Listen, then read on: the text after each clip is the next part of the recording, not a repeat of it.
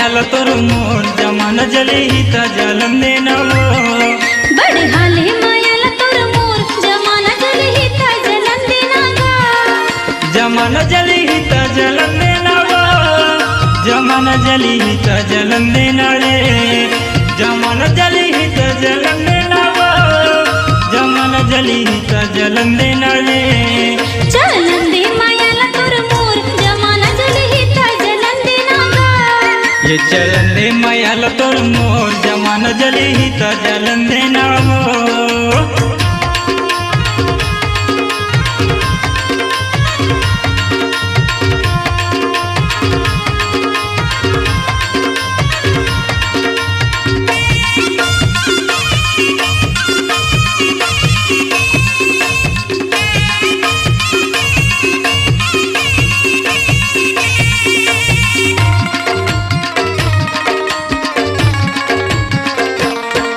अरे पीरित के पीरा काहे नहीं सहारे सुंदर सूरतिया मा मन हा मोहाय है सुंदर सूरतिया मा मन हा मोहाय है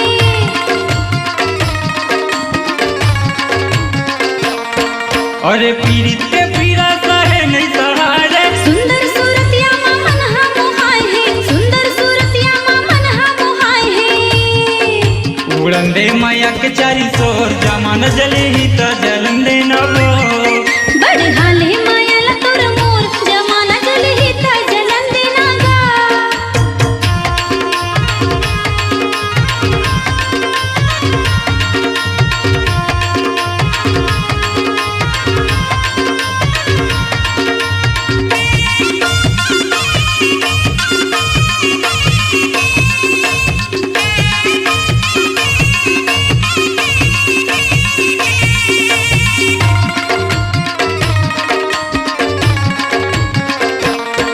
अरे अन पानी मोला कुछ नहीं सुहारे तोर माया मोला ग बही बनाए है तोर माया मोला ग बही बनाए है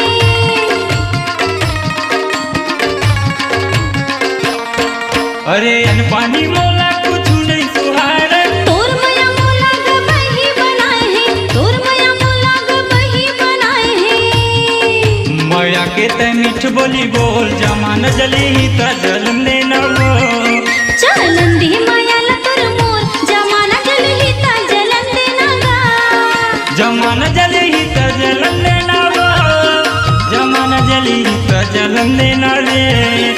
जमाना जली हिता जलम देना वो जमाना जली हिता जलम देना रे बड़े हाले मायाला तोर मोर जमाना जली हिता जलम देना गा ये चलन दे मायाला तोर मोर जमाना जली हिता जलम देना वो जमाना जली हिता जलम देना गा जमाना जली हिता जलम देना वो जमाना जली हिता जलम देना गा जमाना जली हिता जलम देना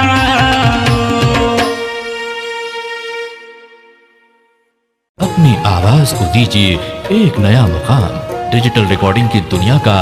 जाना पहचाना नाम स्वरांजलि जहां गूंजती हैं ध्वनियां अपनी माटी की सौंधी सुगंध के साथ छत्तीसगढ़ी संगीत के विविध रंग जो पहुंचाते हैं पूरे प्रदेश में डिजिटल रिकॉर्डिंग के संग स्वरांजलि स्टूडियो नेमीचंद गली नंबर 2 गंजपारा रायपुर।